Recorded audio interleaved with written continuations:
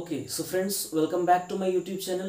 देखिए, last class में हम लोग डिस्कस किए थे microbes in household products में, है ना। घर के अंदर जैसे कर्ड, मिल्क से कर्ड का फॉर्मेशन या फिर चीज़ का फॉर्मेशन, ये सभी चीज़ों में हम लोग माइक्रोब का रोल देखे थे। और फिर फर्दर हम लोग लास्टली देखे थे एंटीबायोटिक्स का फॉर्मेशन, किस तरीके से जो पहला एंटीबायोटिक था उसका डिस्कवरी अलेक्जेंडर फ्लेमिंग किए, और उसके पीछे का जो बैकग्राउंड स्टोरी था उसको भी हम लोग जाने, और फाइनली हम लोग कंक्लूड कर सके कि हाँ, माइक्रोब्स जो है वो हेल्प करता है एंटीबायोटिक का फॉर्मेशन के लिए। चलिए नेक्स्ट हम लोग आगे बढ़ते हैं, फिर से हम लोग फॉलो करेंगे वही एनसीईआरटी क्लास, और उसके अंदर हम लोग देखेंगे कि जो माइक्रोब्स है उसका रोल क्या हो सकता है, अलग अलग एंजाइम्स, अलग अलग बायोमोलिक्यूल्स, अलग अलग ऑर्गेनिक एसिड्स का फॉर्मेशन कराने के लिए। तो first of all we will take up the formation of organic acid. Various type का ऑर्गेनिक एसिड यहाँ पे लिस्टेड है,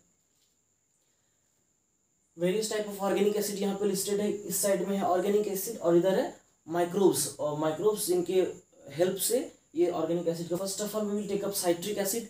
देखिए, साइट्रिक एसिड जो है ये बनाता है एक माइक्रोब जिसको जिसको बोलते हैं एस्परजिलस नाइगर, एक फंजाई है ना, एस्परजिलस नाइगर। साइट्रिक एसिड का ऐसा काम क्या होता है, तो उसको हम लोग इंक बनाने में या फिर डाई बनाने में, पेंट ये सब में इसका यूज़ करते हैं। फ्लेवरिंग में भी इसका यूज़ कर सकते हैं। मेडिसिनल वैल्यू भी इसका है साइट्रिक एसिड का। तो ये सभी चीज़ें हैं साइट्रिक एसिड का, क्या क्या यूज़ हो सकता है। लेकिन फॉर्मेशन का अगर बात करें कि साइट्रिक एसिड का फॉर्मेशन कैसे होता है, तो वो होता है एक फंजाई से, और फंजाई का नाम क्या है, एस्परजिलस नाइगर। चलिए नेक्स्ट ऑर्गेनिक एसिड पे हम लोग आते हैं, एसिटिक एसिड, जिसको हम लोग विनेगर भी बोलते हैं। एसिटिक एसिड और या फिर विनेगर, इसका हम लोग यूज़ कहाँ पे करते हैं, तो इसका हम लोग अक्सर हम लोग घर में सुनते हैं कि पिकल्स, इनके अचार वगैरह को प्रिजर्वेटिव के तौर पर रखने के लिए हम लोग यूज़ करते हैं विनेगर या फिर एसिटिक एसिड, है ना। या फिर फ्रूट्स हो गया, वेजिटेबल्स हो गया, उस सभी को प्रिजर्व फॉर्म में रखने के लिए हम लोग यूज़ करते हैं विनेगर या फिर एसिटिक एसिड। तो इसका जो फॉर्मेशन है ये करता है एक बैक्टीरिया जिसको बोलते हैं एसिटोबैक्टर एसिटी। क्लियर है। जो पहला हमारा ऑर्गेनिक एसिड था सिट्रिक एसिड या साइट्रिक एसिड, इसका फॉर्मेशन एक फंजाई करा रहा था, एस्परजिलस नाइगर। लेकिन जो दूसरा organic acid that is acetic acid, इसका फॉर्मेशन एक बैक्टीरिया करा रहा है, एसिटोबैक्टर एसिटी। चलिए थर्ड नंबर पे ऑर्गेनिक एसिड जो है that is lactic acid. Lactic acid का फॉर्मेशन कराएगा अगेन एक बैक्टीरिया जिसको बोलेंगे लैक्टोबैसिलस बल्गैरिस। फिर से एक बैक्टीरिया है lactobacillus बल्गैरिस। Okay, next organic acid पे चलते हैं, that is butyric acid. Butyric acid का जो फॉर्मेशन है ये भी एक बैक्टीरिया करेगा, और उस बैक्टीरिया को बोलेंगे क्लोस्ट्रिडियम ब्यूटाइलिकम। क्लियर है। तो देखिए, ऐसा नाम है, बहुत सारा एसिड का नाम है, और उसके सामने रखा हुआ है कि माइक्रोब्स, कौन सा माइक्रोब्स को फॉर्म करा रहा है। तो उसको याद करने में से फर्स्ट टाइम जब देखेंगे तो थोड़ा सा कन्फ्यूजन हो सकता है ना, लेकिन हम जब इसको 2 से 3 बार देखेंगे या उससे ज़्यादा देखेंगे तो डेफिनेटली ये सब चीज़ हमारे दिमाग में बिल्कुल इम्प्रिंट हो जाएंगी, इसमें कोई डाउट नहीं है। देखिए, याद करने के लिए हम लोग क्या कर सकते हैं, देखिए ब्यूटारिक एसिड जो है, अच्छा इसका ब्यूटारिक एसिड का फंक्शन का अगर बात किया जाए तो इसको जूट इंडस्ट्री यानी कि फाइबर इंडस्ट्री में इसका काम होता है रेटिंग ऑफ फाइबर्स करने के लिए। फाइबर्स को रेटिंग, RETTING, रेटिंग करने के लिए ब्यूटारिक एसिड का काम होता है। तो ब्यूटारिक एसिड को जो बैक्टीरिया बनाएगा उसको बोलेंगे क्लोस्ट्रिडियम ब्यूटाइलिकम। तो देखिए, ब्यूटारिक एसिड और ब्यूटाइलिकम सेम सेम लग रहा है सुनने में, है ना, ब्यूटारिक एसिड और ब्यूटाइलिकम। तो यहाँ से हम लोग याद रख सकते हैं कि जो ब्यूटारिक एसिड है उसका फॉर्मेशन कराएगा क्लोस्ट्रिडियम ब्यूटाइलिकम। ऊपर चलेंगे तो लैक्टिक एसिड, तो ये तो फिर ऐसे ही हम लोग इससे पहले भी पढ़े हुए हैं और पता है, आसान भी है, लैक्टोबैसिलस बल्गैरिस। लैक्टोबैसिलस जो बैक्टीरिया है वो बनाएगा लैक्टिक एसिड। हम लोग देखे थे कर्ड वाला जो प्रोसेस है उसके अंदर देखे थे हम लोग lactic acid bacteria. Okay, next हम लोग चलते हैं एसिटिक एसिड। तो इसका जो बैक्टीरिया इसको बनाएगा एसिटोबैक्टर एसिटी, है ना। एसिटिक एसिड तो एसिटी, सिंपल है याद रखना।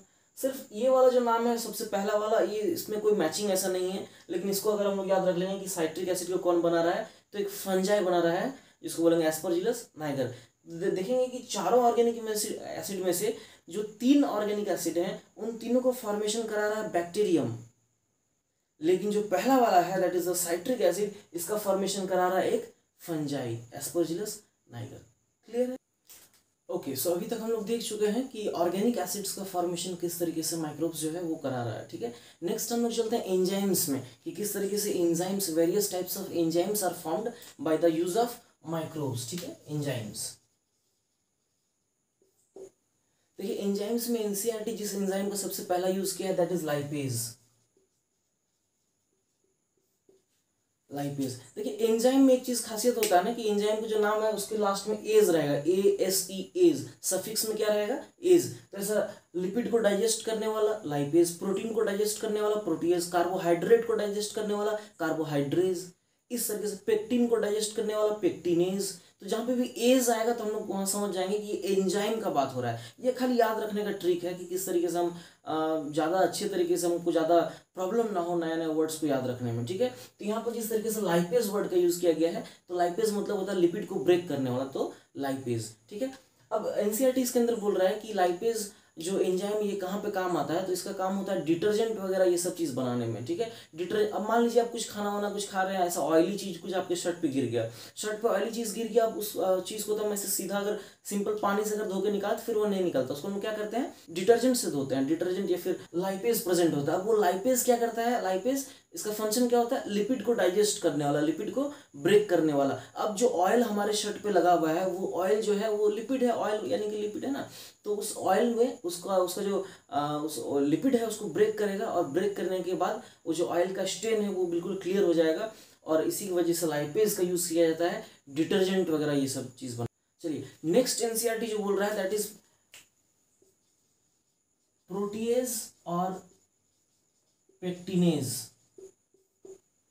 प्रोटीएज और पेक्टिनेज इन दोनों एंजाइम के बारे में बात किया गया है, और बोला गया है कि ये जो एक छोटा सा एविडेंस, एक छोटा सा एग्जांपल दिया हुआ है कि आप जब मार्केट से एक फ्रूट जूस का एक बॉटल खरीद के लाते हैं, और अगर आप एक बॉटल घर में बनाते हैं तो आप देखते हैं कि आप जो मार्केट वाला बॉटल खरीद के लाए हैं वो बॉटल में जो फ्रूट जूस है वो काफ़ी क्लियर दिखता है, लेकिन जब हम घर में वही फ्रूट जूस बनाते हैं उसी तरीके से बनाते हैं तो हम लोग देखते हैं कि वो जो फ्रूट जूस है वो काफ़ी स्लरी नेचर का दिखता है, लेकिन मार्केट वाला काफ़ी क्लियर दिखता है। और ये क्वेश्चन बोर्ड एग्जाम में आया हुआ है, 12th का बोर्ड एग्जाम में ये क्वेश्चन आया हुआ है बहुत बार, ठीक है। तो ये ऐसा क्यों होता है, क्योंकि वो जो मार्केट से लाया हुआ जो बॉटल्ड फ्रूट जूस है उसके अंदर प्रेजेंट होता है प्रोटीएज और पेक्टिनेज, ये दोनों एंजाइम उस बॉटल में प्रेजेंट होता है। क्या काम करता है ऐसा कि वो बॉटल का जो जूस है वो काफ़ी क्लियर दिखता है। अब देखिए इसके लिए थोड़ा सा हम लोग बैकग्राउंड पे चलते हैं। बॉटल के अंदर क्या है, जूस है। जूस कौन किसका है, तो फ्रूट का जूस है। तो फ्रूट के अंदर अगर सेल्यूलर लेवल पे हम बात करें तो फ्रूट के अंदर कौन सा सेल होगा, प्लांट सेल या एनिमल सेल, फ्रूट के अंदर प्लांट सेल होगा, ठीक है। अब हम जानते हैं जो प्लांट सेल है, अगर एक ऐसे स्कीमेटिक डायग्राम अगर बनाए तो ये देखिए दो एडजेसेंट प्लांट सेल का हम डायग्राम ऐसे बनाए हैं, और ये जो दोनों प्लांट सेल है those are connected by a cementing layer. Two plant cells are connected by a cementing layer, और ये जो बीच का cementing layer है जो दोनों सेल को जुड़े हुए रखता है इसको हम लोग बोलते हैं मिडिल लैमेला।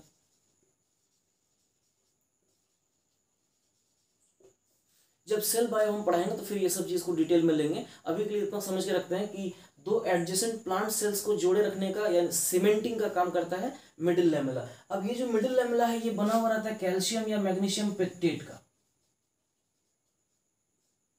कैल्शियम या मैग्नीशियम पेक्टेट का ये बना रहेगा मिडिल लैमेला। अब देखिए अगर हम इसके अंदर पेक्टिनेज डाल रहे हैं तो क्या होगा, ये मिडिल लैमेला ब्रेक कर जाएगा, है ना, ब्रेक कर जाएगा। और ऐसे सेल के अगल बगल एक्स्ट्रा सेलुलर फ्लूइड में इधर भी पेक्टिन और प्रोटीन बहुत सारा ऐसा रहता है, तो वो सब चीज़ को ब्रेक करने के लिए काम आता है हमारा पेक्टिनेज और प्रोटीज। अब देखिए यहाँ पे पेक्टेट है, और पेक्टेट मतलब ये पेक्टिन वर्ड से आया है, पेक्टेट पेक्टिन वर्ड से आया है पेक्टेट, ठीक है। तो ये जो पेक्टिन है यहाँ पे पेक्टिन प्रेजेंट है। अब इस पेक्टिन को डाइजेस्ट करने के लिए कौन सा एंजाइम डालेंगे, तो पेक्टिनेज। तो देखिए पेक्टिनेज डाला हुआ है वो मार्केट वाला बॉटल में, है ना। तो पेक्टिनेज चूंकि डाला हुआ है तो मिडिल लैमेला वगैरह ये सब को डाइजेस्ट कर देगा और एकदम सेल को एकदम फ्रेश बना देगा, जिसकी वजह से सेलुलर लेवल पे वो फ्रेशनेस आ जाता है। इसलिए ओवरऑल मॉर्फोलॉजी जब हम लोग देखते हैं उस बॉटल का तो उसके अंदर जो फ्रूट जूस है वो काफ़ी क्लियर दिखता है, ठीक है। चलिए नेक्स्ट हम लोग देखते हैं कुछ और बायोलॉजिकल मॉलिक्यूल्स जो हमारे लिए बहुत ही इंपॉर्टेंट है जानना। एनसीईआरटी में इसको डिस्क्राइब किया गया है और साथ ही साथ बोर्ड एग्जाम में बहुत बार इसको पूछा जा चुका है। इनफैक्ट नीट और एम्स में भी यहाँ से क्वेश्चन, यहाँ से डायरेक्टली क्वेश्चन यहाँ से उठा के पूछा गया है, ठीक है। तो हम लोग देखते हैं कुछ और बायोलॉजिकल मॉलिक्यूल्स को, जिसमें से सबसे पहला वाला जो है स्ट्रेप्टोकाइनेज। स्ट्रेप्टोकाइनेज एक एंजाइम है और इसको प्रोड्यूस करने वाला है एक बैक्टीरिया स्ट्रेप्टोकोकस, ठीक है। तो नाम मिलता जुलता है स्ट्रेप्टोकाइनेज स्ट्रेप्टोकोकस। तो नाम याद रखने में आसानी होगा यहाँ पे, ठीक है। स्ट्रेप्टोकाइनेज जो है ये इसका काम क्या होता है, क्लॉट बस्टर के तौर पर काम करता है। स्ट्रेप्टोकाइनेज एक क्लॉट बस्टर के तरफ पे काम करता है। किस क्या होता है क्लॉट बस्टर और किस तरीके से ये काम करता है उसको जरा समझते हैं। अब एनसीईआरटी में बोल रहा है कि अगर किसी को हार्ट अटैक यानी कि मायोकार्डियल इन्फार्क्शन अगर हो रहा है तो उस केस में हम लोग स्ट्रेप्टोकाइनेज उसको दे सकते हैं। अब हार्ट अटैक में क्या होता है, देखिए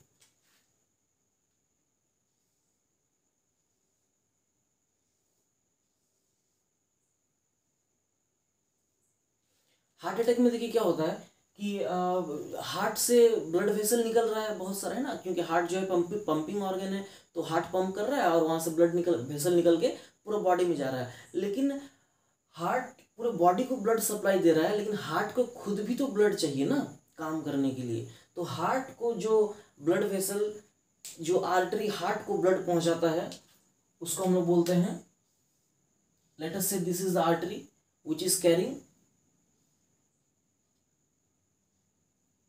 carrying blood from the heart into the heart, और इसको हम लोग बोलते हैं कोरोनरी आर्टरी।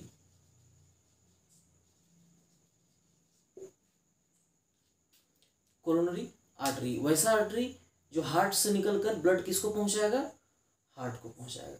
अब देखिए ज्यादातर ये जो हार्ट अटैक वर्ड का यूज किया गया एनसीईआरटी में या फिर मायोकार्डियल इन्फार्क्शन बोला गया, एक ही चीज है। अब होता क्या है, ज्यादातर हार्ट अटैक उसका रीजन क्या, थोड़ा सा हम लोग बैकग्राउंड को जान लेते हैं, कॉन्सेप्ट बनाने के लिए काम आएगा। देखिए ये कोरोनरी आर्टरी में सबसे ज़्यादा ब्लॉकेज होता है, बाकी सारे आर्टरी या कहीं पे भी ब्लॉकेज हो सकता है, लेकिन in most of the cases जो ब्लॉकेज होता है ब्लड वेसल के अंदर वो होता है कोरोनरी आर्टरी के अंदर। अब मान लेते हैं कि यहाँ कोलेस्ट्रॉल या फिर फैट या फिर कोई भी चीज़ का अगर डिपोजिशन हो जाता है यहाँ पे कोरोनरी आर्टरी में, तो यहाँ पे क्या होगा, जो ब्लड का सप्लाई होना था हार्ट को वो ब्लड का सप्लाई हैम्पर हो जाएगा, है ना। तो हम लोग क्या करेंगे, यही तो होता है हार्ट अटैक, ब्लड हार्ट को ब्लड पहुंचना बंद हो गया। अब हार्ट सोचिए ना कि वो अगर सिस्टोल कंडीशन में है और ब्लड पहुंचना बंद हो गया तो वो सिस्टोल में ही रह जाएगा। हार्ट अगर डायास्टोल कंडीशन में है और अगर ब्लड पहुंचना बंद हो गया तो वो डायास्टोल में ही अरेस्ट हो जाएगा। तो यही तो हो गया हार्ट अटैक, है ना। चेस्ट में अचानक से पेन होता है, तो ये हार्ट अटैक होता है कि अचानक से अगर यहाँ पे बहुत समय से अगर यहाँ पे क्लॉटिंग हो रहा है और क्लॉटिंग की वजह से ब्लड का सप्लाई जो है हार्ट को रुक रहा है, और अचानक से जो अब बिल्कुल सप्लाई अगर बंद हो जाएगा तो फिर हार्ट का जो फंक्शनिंग है वो सडनली स्टॉप कर जाएगा, and this is very very dangerous. So ऐसा केस को हम लोग बोलते हैं हार्ट अटैक। अब इसमें हम लोग क्या कर सकते हैं कि इसको ठीक है भाई, इसको ले गए पेशेंट को हॉस्पिटल, फिर उसको स्ट्रेप्टोकाइनेज दिए, तो स्ट्रेप्टोकाइनेज देने के बाद क्या होता है, स्ट्रेप्टोकाइनेज का काम क्या होगा, क्लॉट बस्टर। ये जो यहाँ पे क्लॉट जो फॉर्म किया है इस क्लॉट को तोड़ देना, इस क्लॉट को ब्रेक कर देना। अब बोलिए अगर इस क्लॉट को अगर तोड़ दिया जाए, ब्रेक कर दिया जाए, तो फिर क्या हो जाएगा, नॉर्मल हो जाएगा। जो ब्लड का सप्लाई जा रहा था हार्ट को, जैसा जा रहा था वैसा ही जाना कंटिन्यू करेगा, ठीक है। लेकिन मान लेते हैं कि ये जो क्लॉट है वापस से बन गया, ये क्लॉट वापस से ये डिपॉजिट हो गया है और सेकेंड हार्ट अटैक है, ऐसा अगर कंडीशन अराइज किया है तो हम लोग क्या कर सकते हैं, इस केस में क्या होता है, इसको सर्जरी किया जाता है, माइक्रो सर्जरी करते हैं, और माइक्रो सर्जरी के थ्रू एक ट्यूब डाला जाता है इस कोरोनरी आर्टरी के अंदर। यहाँ से एक ट्यूब डाला जाता है जिसको हम बोलते हैं कैथेटर ट्यूब, ठीक है। क्या बोलेंगे उसको,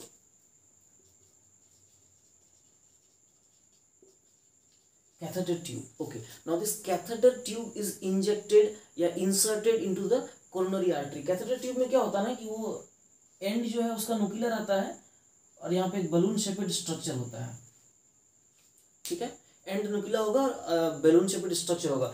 अब क्या हो रहा है, माइक्रो सर्जरी से कैथेटर ट्यूब को इंसर्ट कर दिए हैं, हाँ। अब मॉनिटर पे डॉक्टर जो है वो देख रहा है कि वो कैथेटर ट्यूब कहाँ पे जा रहा है, उसका डायरेक्शन क्या है और एग्जैक्ट लोकेशन कहाँ पे कैथेटर ट्यूब जा रहा है। अब देखिए वो मॉनिटर में देख रहा है और वहाँ से कैथेटर ट्यूब को वो इंसर्ट कर रहा है, और वो जब देखा कि कैथेटर ट्यूब जो है वो इस क्लॉट के पास पहुँच गया है, तो जैसे ही क्लॉट के पास पहुँचा, उस यहाँ जो बलून लाइक स्ट्रक्चर है इसको इन्फ्लेट कर यानी कि फुला दिया जाएगा, और ये जैसे ही फूलेगा क्लॉट के पास तो क्लॉट में शॉक लगेगा और क्लॉट जो है वो फट जाएगा, ठीक है। अगर क्लॉट टेम्पररी क्लॉट है तो फिर ये बिल्कुल फट जाएगा और ये फिर से क्या हो जाएगा, ये जो पाइप था ये फिर से नॉर्मल हो जाएगा और ब्लड का सप्लाई जो हार्ट को जा रहा था फिर से कंटिन्यू करेगा नॉर्मली।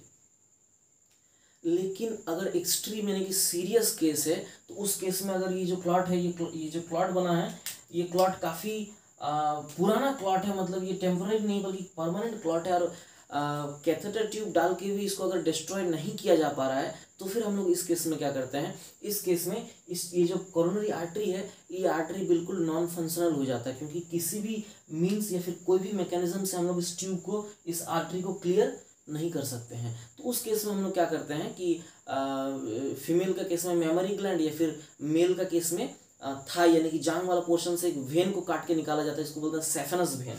क्या बोलेंगे? Saphenous when. लोकेशन कहाँ होता है? थाई में होता है। तो थाई में एक माइनर सर्जरी किया गया और वहां से एक वेन को ऐसे निकाल कर ले आया गया। उस वेन का क्या नाम है? Saphenous when. अब उस वेन को क्या किया, उस ब्लड वेसल को क्या किया, यहाँ से बाईपास करा दिया, एक और ब्लड वेसल यहाँ से जोड़ दिया। ये जो सेफेनस वेन हम थाई से काट के निकाले थे, उस सेफेनस वेन को यहाँ पे ऐसे लगा दिया गया।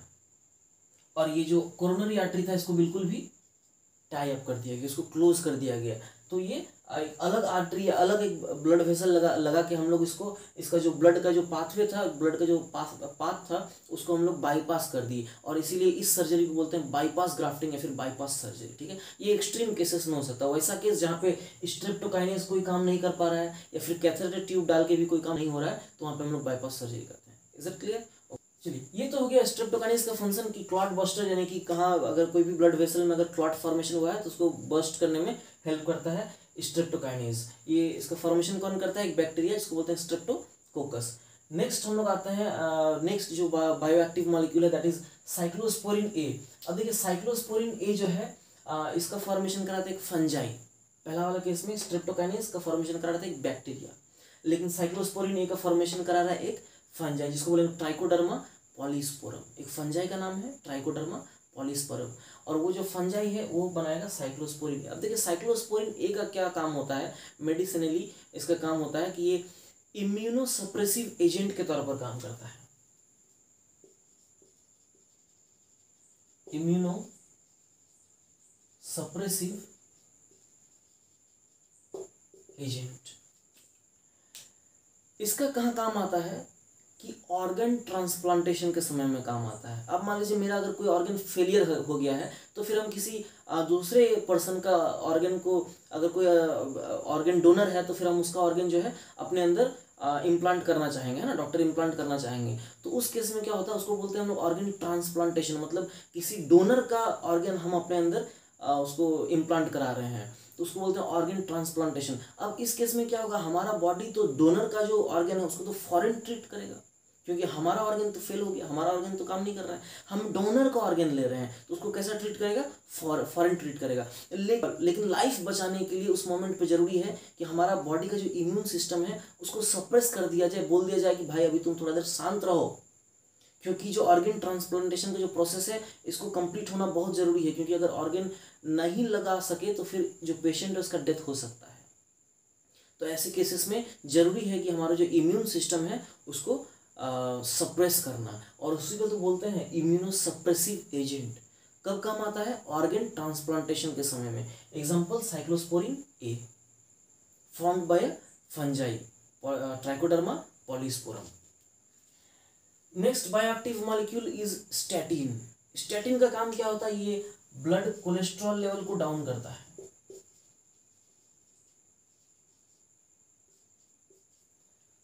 ब्लड में जो कोलेस्ट्रॉल लेवल है उसका लेवल को ये डाउन करने में हेल्प करता है स्टैटिन। इसका जो फॉर्मेशन है ये एक ईस्ट कराता है, जिसको बोलते हैं मोनास्कस परप्यूरियस। सो स्टैटिन का काम क्या होगा? ब्लड कोलेस्ट्रॉल लेवल, हमारे जो कोलेस्ट्रॉल, हमेशा ऐसा नहीं है कि कोलेस्ट्रॉल हम सुनते हैं तो हमेशा लगता है कि वो बहुत ही एक खराब चीज़ है, एक नेगेटिव चीज़ है, बैड मॉलिक्यूल है, लेकिन नहीं, कोलेस्ट्रॉल इनफैक्ट बहुत ज़्यादा जरूरी भी है। अब बहुत सारे, इनफैक्ट पूरे बॉडी में ही कोलेस्ट्रॉल का बहुत बड़ा रोल है, क्योंकि हर एक सेल के अंदर जो हमारा सेल मेम्ब्रेन होता है वहाँ पे कोलेस्ट्रॉल का इंपॉर्टेंट रोल होता है, रिजिडिटी प्रोवाइड करता है सेल मेम्ब्रेन का जो स्ट्रक्चर है। जब सेल पढ़ाएंगे तो उसके बारे में हम बात करेंगे, ठीक है। तो ये कोलेस्ट्रॉल काफ़ी जरूरी होता है, लेकिन कोलेस्ट्रॉल का लेवल अगर ज़्यादा बढ़ जाएगा बॉडी के अंदर, ब्लड में अगर कोलेस्ट्रॉल का लेवल ज़्यादा हो जाएगा तो फिर क्या हो जाएगा? कोलेस्ट्रॉल का जहाँ तहाँ डिपोजिशन होने लग जाएगा। जैसे हम एग्जाम्पल देखे थे हार्ट अटैक का केस में, क्या हो रहा था? कोलेस्ट्रॉल का डिपोजिशन हो रहा था, कहाँ पे? कोरोनरी आर्टरी में, और इसी की वजह से ना इतना सारा प्रॉब्लम हो रहा था। तो कोलेस्ट्रॉल लेवल को प्रॉपरली मेंटेन करना बहुत जरूरी है। तो उसका अगर लेवल हाई हो गया तो उसको लेवल को डाउन करने के लिए हम लोग क्या यूज करेंगे? स्टैटिन। और इस स्टैटिन का जो फॉर्मेशन ये कौन कराता है? एक ईस्ट, मोनास्कस परप्यूरियस। इसे क्लियर। देखिए ये वाला जो पोर्शन है काफ़ी ज़्यादा इंपॉर्टेंट है, नीट और एम्स के अंदर यहाँ से क्वेश्चन रेगुलरली आते रहते हैं।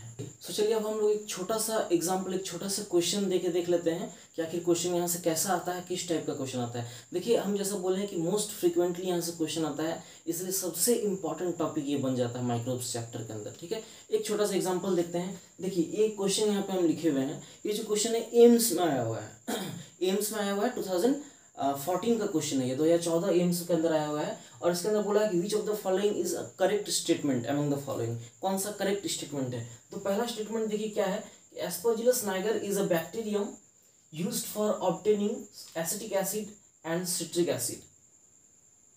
Aspergillus Niger is a bacterium, question तो ऑप्शन तो यहीं पे खत्म हो गया, क्योंकि एस्परजिलस नाइगर क्या है, एक फंजाई है ना। तो ये बैक्टीरियम वर्ड जो है ये तो यहाँ पे कैंसिल कर दिया, ये ऑप्शन यहीं पे गलत हो गया, बैक्टीरियम तो है ही नहीं वो। दूसरा ऑप्शन पे चलते हैं, streptokinase is used as a clot buster. ये तो ठीक ही लग रहा है ना, हम लोग देखे थे स्ट्रेप्टोकाइनेज किस तरह से क्लॉट बस्टर का काम कर रहा था, ठीक है, इसको हम लोग देखते हैं बाद में। थर्ड नंबर का ऑप्शन में चलते हैं, तो Monascus purpureus produces large holes in Swiss cheese. कहाँ स्विस चीज, वो बैक्टीरियम प्रोपियोनिक बैक्टीरियम शर्मानी वो स्विस चीज का फॉर्मेशन करा रहा था, large holes because of release of CO2। और यहाँ पे कहाँ मोनास्कस परफ्यूरियस, ये तो स्टैटिन बनाता है जो कि ब्लड कोलेस्ट्रॉल लेवल को डाउन ले जाने में हेल्प करता है, ठीक है। तो ये स्टेटमेंट तो भी बिल्कुल गलत हो गया, ये ऑप्शन भी बिल्कुल गलत हो गया। लास्ट वाला जो ऑप्शन है, toddy is manufactured by lactobacillus. Lactobacillus कहाँ है, टोडी कहाँ है। लैक्टोबैसिलस तो वो कर्ड बनाने में हेल्प करता है ना, टोडी कहाँ से ऑब्टेन होता है। Todi south Indian traditional drink है, जो कि जो पाम ट्री है उसका सैप से ऑब्टेन हो रहा था, है ना। तो इसलिए ये ऑप्शन जो है ये भी गलत हो जाएगा। और ये पहला वाला ऑप्शन गलत है, क्योंकि एस्परजिलस नाइगर एक बैक्टीरियम नहीं बल्कि एक फंजाई है। और यहाँ पे जो सेकंड ऑप्शन है ये हमारा करेक्ट हो जाता है, क्योंकि streptokinase is used as a clot buster. तो देखिए इतना आसान, बस ऐसा क्वेश्चन एम्स के अंदर आया है, बताइए। हाँ, जो मेडिकल लेवल में सबसे टफ एग्जाम जिसको माना जाता है, वहाँ पे ऐसा इजी क्वेश्चन पूछा है। तो अगर हमको ये सब चीज़, ये कॉन्सेप्ट अगर बिल्डअप है, तो हम डेफिनेटली यहीं से सारा क्वेश्चन आएगा और सारा क्वेश्चन को हम करेक्ट करने के लिए सक्षम हो जाएंगे।